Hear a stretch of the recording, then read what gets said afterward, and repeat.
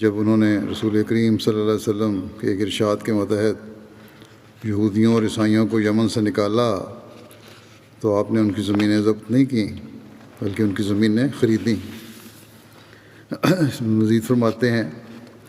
کہ یمن کی زمین جو عیسائیوں اور یہودیوں کے نیچے تھی وہ خراجی تھی، لیکن جب حضرت عمر رضی اللہ عنہ نے وہ زمین یہودیوں اور عیسائیوں سے لے لی اور ان کو عرب کے جزیرے سے نکال دیا تو باوجود اس کے کہ وہ زمین خراجی تھی اور اصولی طور پر حکومت اس کی مالک سمجھی جاتی تھی، انہوں نے وہ زمین ان سے چھینی نہیں بلکہ خریدی۔ چنانچہ فتح الباری شرح بخاری میں یہ حدیث درج ہے کہ یحییٰ ابن سعید ان عمر اجلا اہل نجرانہ والیہود والنصارى واشترى بیاض ارضہم وقرومہم، یعنی یحییٰ بن سعید روایت کرتے ہیں کہ حضرت عمر نے نجران کے مشرکوں اور یہودیوں اور عیسائیوں کو وہاں سے جلا وطن کر دیا اور ان کی زمینیں اور باغ خرید لیے۔ یہ ظاہر ہے کہ یہودیوں کی زمین عشری نہیں ہو سکتی، کیونکہ اگر وہ عشری تھی تو اس کا مالک کوئی مسلمان ہوگا، بس یہودیوں سے اس کے خریدنے کا کوئی سوال ہی نہیں تھا۔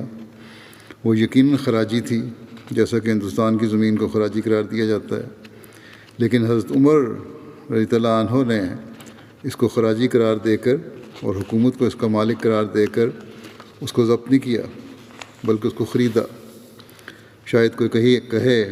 کہ یہ زمین نہ خراجی ہوگی نہ عشری بلکہ کسی اور قسم کی ہوگی، تو یہ خیال بھی بےہودہ ہوگا اور اسلامی شریعت سے ناواقفی کی علامت ہوگا۔ عشری اور خراجی کے سوا اور کوئی زمین اسلام میں نہیں، سوائے اس کے کہ وہ بیکار پڑی ہوئی ہو اور اس کا مالک کوئی فرد واحد نہ ہو۔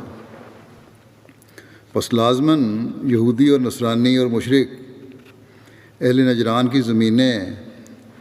یا خراجی تھیں، نصرانی مشرک اہل نجران کی زمینیں یا خراجی تھیں یا عشری تھیں، مگر دونوں صورتوں میں ان کا مالک حضرت عمر نے ان کے قابضوں کو قرار دیا اور ان سے وہ زمینیں خریدی گئیں۔